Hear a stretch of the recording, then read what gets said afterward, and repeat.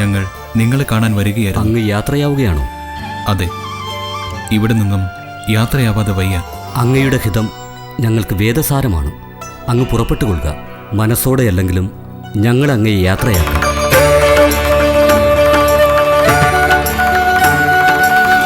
മുനികുമാരന്മാരെ, ആ കാണുന്ന ആശ്രമം ആരുടേതാണ്? ആരാണ് അവിടെ വസിക്കുന്നത്?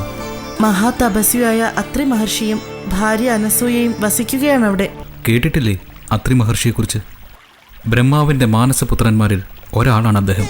പുലഹൻ, പുലസ്ത്യൻ, ക്രതു തുടങ്ങിയ സപ്തർഷികളിൽ ഒരാളാണ്. ബ്രഹ്മവിഷ്ണു മഹേശ്വരന്മാരായ ത്രിമൂർത്തികൾക്ക് പോലും മാതാവായി ചമഞ്ഞ മഹാതപസ്വിയായ അനസൂയ ദേവിയെ ദർശിക്കുന്നത് പോലും സൗഭാഗ്യമാണ് ദേവി.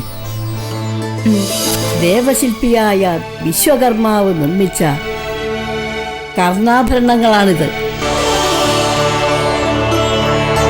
ഇതും നിനക്കുള്ളതാണ്.